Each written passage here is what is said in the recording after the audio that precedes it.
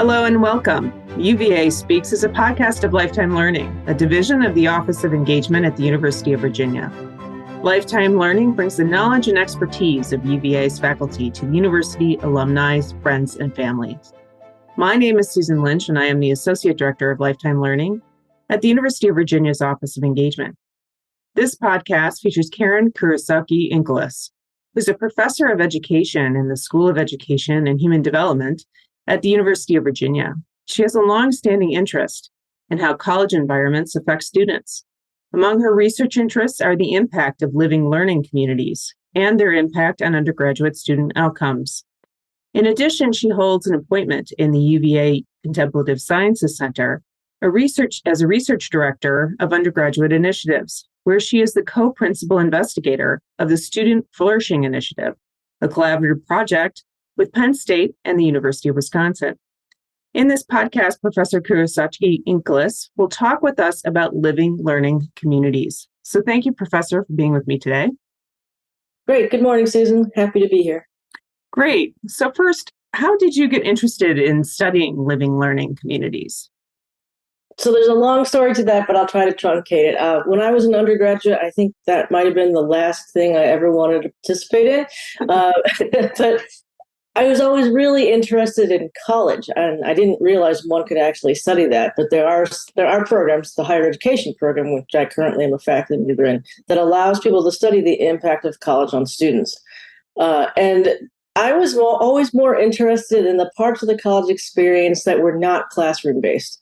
So things like friends that were made, residence hall life, extracurricular activities, things like that. Because for the most part, if you think back to what people often talk about fondly about their own time in college, it was hardly ever the classes.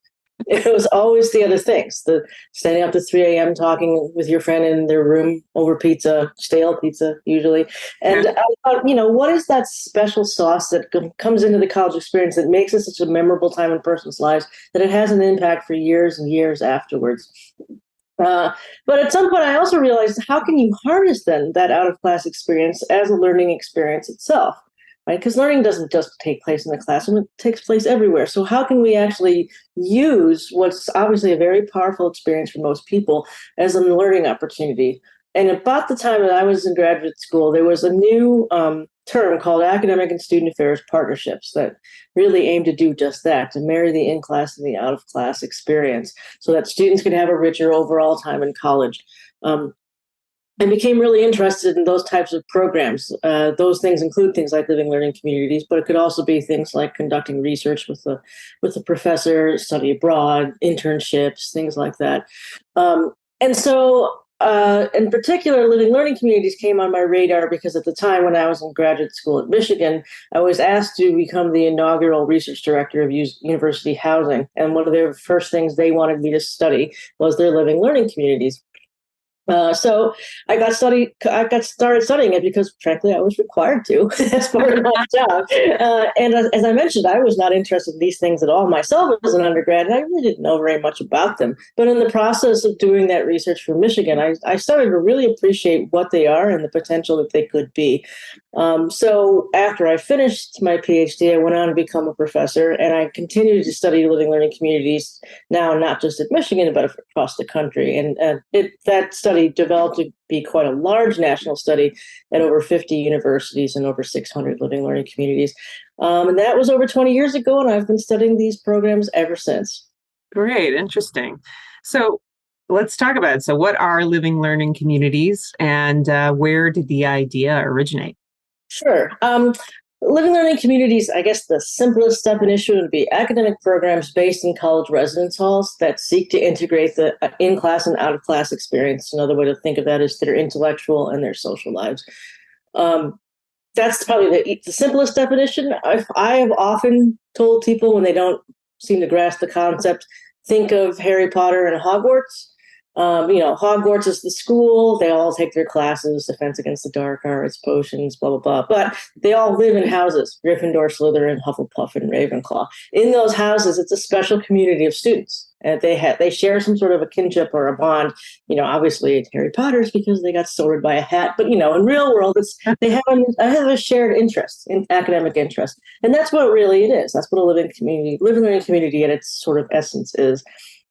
Folks who are somewhat familiar with some of the things that undergrads might do might recognize popular variations like honors colleges that usually pair high achieving students and have them live together in the same residence hall and offer them sort of exclusive programming for high achieving students. Language houses are very popular. So say the French house, where everybody there speaks French, watches French movies, has conversations with French professors, things like that. There are increasingly more discipline-based programs. So say one that has all engineering students in it, or all business students in it, or all education students in it, and they do some things with their residence hall that a business major would be interested in. So I actually toured one in another university that ran a Shark Tank-like competition in which they brought in the business school professor at the university, had students pitch their ideas in that living learning community. And then there's the residential colleges, the ones that we have here at UVA that are probably the oldest variation of living learning communities. You asked me how the idea got going. That's usually what most people point to as the progenitor of living learning communities. And those are what the residential colleges are here in the US. There's a long-standing debate over when these kinds of communities actually got started, but most people point to Oxford and Cambridge in about the 13th century. And the old British model of higher education was that students were housed in houses, they were called. If you ever go to Oxford and Cambridge, you can see them, right? There's 20 little houses. They're all in quadrangles. Each of those houses is like its own separate little school. They all have their own library, their own dining hall, their own recreational area, usually their own lawns and quads. And some of them even have their own bars and things like that. And students who live there for the entire time they're in college. And that is their university experience. That's sort of the modern version. The older version from the 13th century was you would have a person called a tutor who would live with you. That's, I guess, roughly translated to a modern day professor. And the tutor would teach you all of the subjects, English, mathematics, science, whatever, inside the little house. And that the tutor might only be having 5 to 10 students total that they were charged with. And that was the higher education model in the UK back then. For centuries, that was the model that got imported to the United States in the colonies, the early colonies. So the earliest schools like Harvard, William and Mary, places like that, they had that very same sort of setup as well.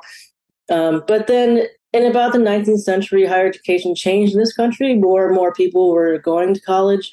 There was this thing called the Morrill Act, which expanded higher education for people who needed advanced training in agriculture and mechanics. Those are called land-grant colleges. The federal government basically gave states money to build large universities or to educate people in those types of vocations. But that sort of small, one tutor per 5 to 10 students model was not particularly effective or cost efficient in an expanding model. So the United States version of higher education moved into a more what's called the German model, where you have a scholar teaching a large number of students in a classroom. That sounds a lot like what we do today. Yes, that's not a coincidence. We still use the German model of higher education today. But what that meant is those tutors no longer lived in the residence halls or the houses alongside the students. Instead, bigger buildings were starting to be built that were called dormitories, and that's where the students slept. If you were familiar with French or Latin, the root of the word dorm is to sleep. And so the idea was, we don't learn in the dormitory anymore, we just sleep. That's not where the learning happens. The learning happens with the scholars in the classrooms. And that idea sort of started seeping into the cultures of most universities at the time, so much so that by the early 20th century, there were some folks who were kind of thinking nostalgically back to the way that colonial colleges used to be run and thinking that was a better form of education than this sort of mass-produced model that we were starting to use in the early 20th century. One of the more famous scholars was named John Dewey. If you know Dewey Decimal System, same Dewey. And he was really strongly advocating to return to residential college kinds of styles of learning and living. It did not catch on. But what happened then in the late 20th century is that was about the time when college tuition and costs were just spiraling and skyrocketing out of control. And also the universities were just getting really big. This was the heyday of, the Ohio States at 50,000 undergrads and things like that. And so people were starting to ask, rightly so, what exactly am I getting for this amount of money for my son or daughter to be educated alongside 50,000 students where the professor doesn't even know my child's name. And so it was about then that institutions responded by saying, okay, we're going to reintroduce living learning communities back into residential life on college campuses. There was thought to be that would create a more intimate environment in which students could have more interactions with each other and professors, and it would be a more vibrant sort of academic kind of life. Not all the way back to the sort of Oxbridge model, but closer to it than what we had in the late 1980s, 1990s. And that's when you start seeing all these universities implementing living learning communities on their campus. It's kind of like one person does it, and the next thing, the whole neighborhood does it too. That's basically what's happening in higher ed, because University A started living learning communities, and University B, who's their competitive peer, says, "Oh my goodness, now I need to get living learning communities." And so they proliferated like weeds in the 1980s and 1990s. As I mentioned, my own research has identified over 600 such communities, and that's just at 50 universities. So we know there's way more than 600 living learning communities around the country. I will say, as we move into the 21st century, I think that the popularity of living learning communities is starting to wane a bit. There's always something new and shiny around the corner, whether that be our students all need to do community service, or our students all need to do a global experience. That's the big one right now. And when that happens, the wide hot popularity of things like living learning communities just started to cool. But once you build a living learning community, it's not really easy to shut it down. So they still exist. They just don't occupy such a prominent spot in the discussion about the quality of undergraduate education and what living learning communities can bring to it.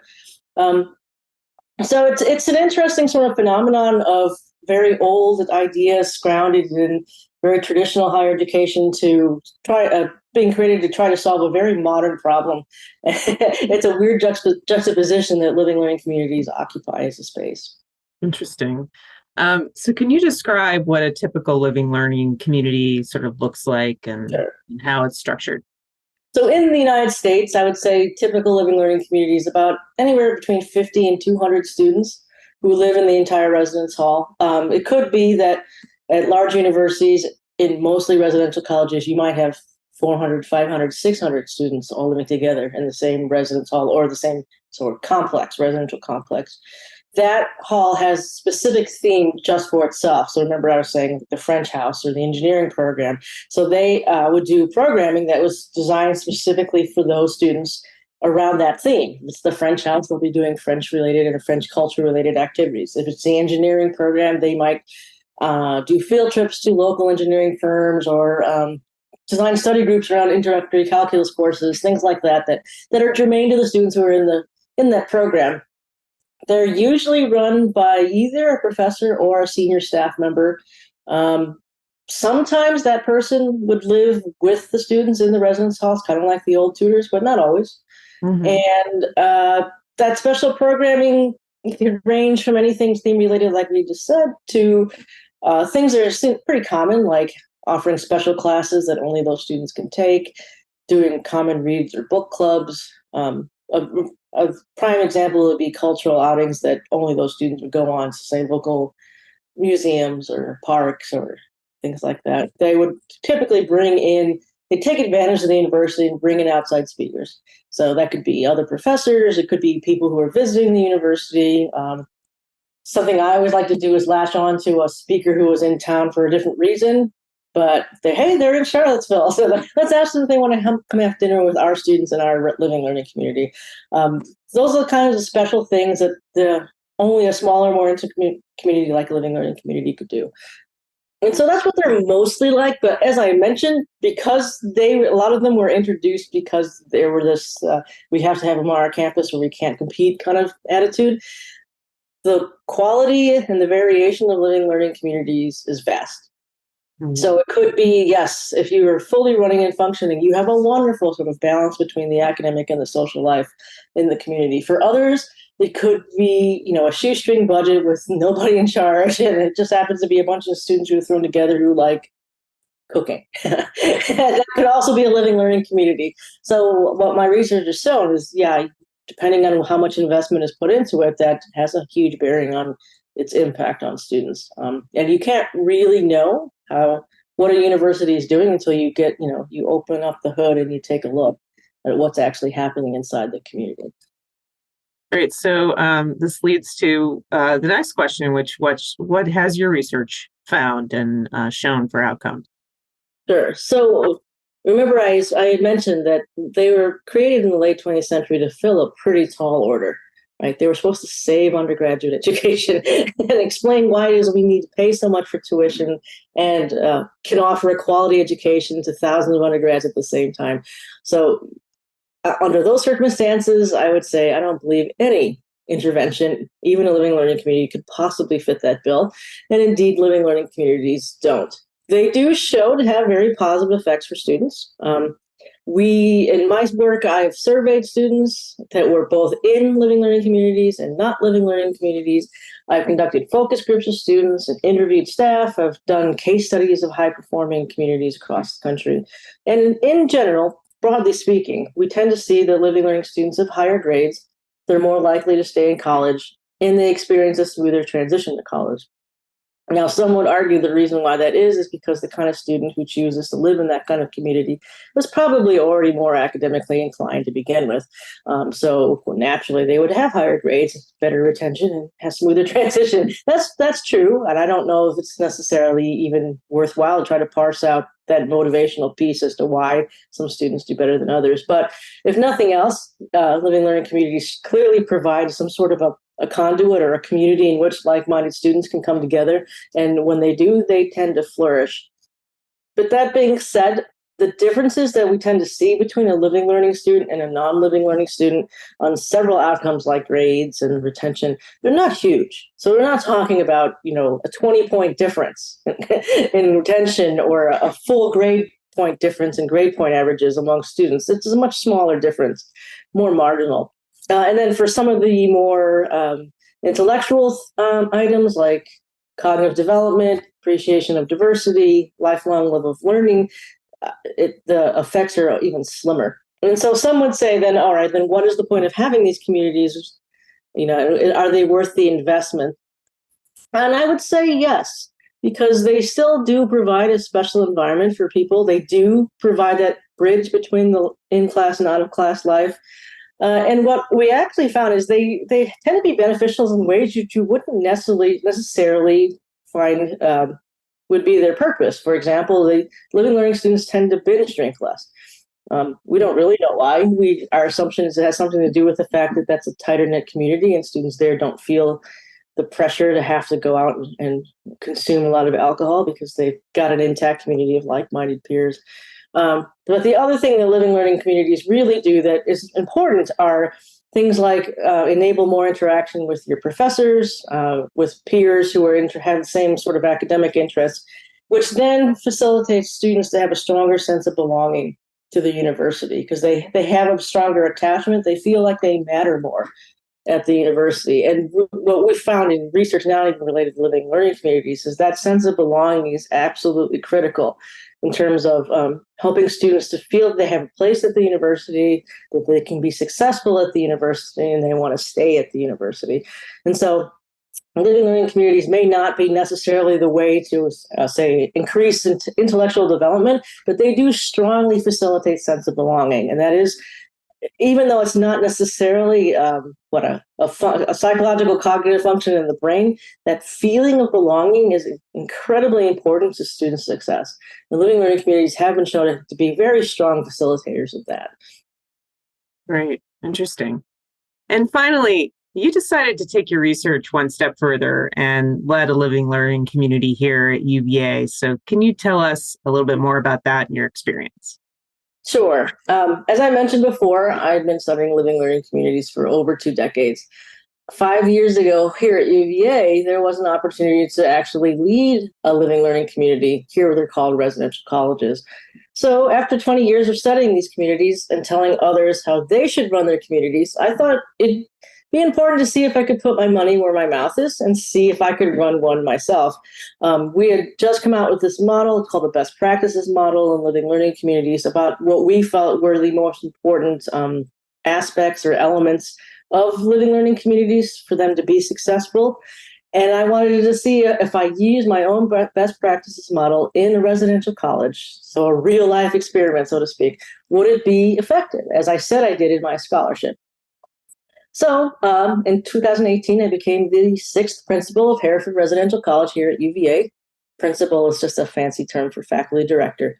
Hereford is 200 students, all 4 class years, so 1st, 2nd, 3rd, and 4th year, which makes it actually really unique because it's the only residential colleges in general are the only housing options here at UVA in which students from different class years can live together.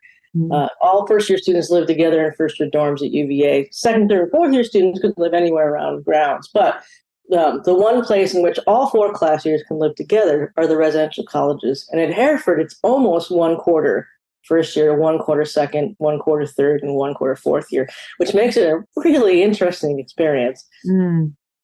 Hereford itself, for those who are unfamiliar, which I was actually before I became principal, is on the extreme edge of grounds behind Scott Stadium on Observatory Hill.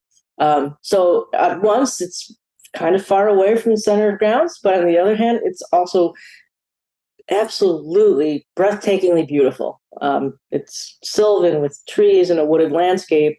It's a gorgeous surrounding, and it's just, there's a lot less foot traffic out there because it is the edge of grounds. And so it's very quiet, peaceful, and serene. The students who live here love it for all those reasons. And it's the 180 of central grounds. Not only is it natural and beautiful, but the buildings themselves are modern architecture. It's the only modern architecture on grounds. So everything about it is a complete 180 from the rest of UVA, which makes it really, really unique. Interesting. Yeah, it would have a beautiful view up there. Yes, it does. And in fact, Hereford is modeled after the original lawn. So we have our own lawn. And instead of the rotunda, it's where Runk Dining Hall sits. Runk is all glass. And then the residence halls flank the sides, kind of like the pavilions flank the rotunda. Then the principal's house where I lived is at the top of the hill that overlooks the vista. So every day when I would walk out and look to my left, I would see this gorgeous view of the lawn with Runk at the bottom and then the mountains in the back. It's just breathtaking. In fact, I still miss that view. We've now moved out because my term has ended, and I still think about that view. I can see it in my mind every time I think about Hereford. Yeah, beautiful. Beautiful. Yeah. Great. Well, thank you so much, Professor Kurotsuchi Inkelas, for sharing this information about living learning communities and your research. And thank you so much for sharing your knowledge and expertise with UVA's alumni, friends, and families. Great. Well, thank you so much. This was a lot of fun. Great. And thank you for listening. For upcoming podcasts and other lifetime learning programming, recordings, and blogs, please visit our website at engagement.virginia.edu/learn. You can also find our podcasts on the Virginia Audio Collective, which is a network of UVA podcasts hosted by WTJU Radio and can be found at virginiaaudio.org. So thanks again, and we look forward to you taking part in future lifetime learning programs.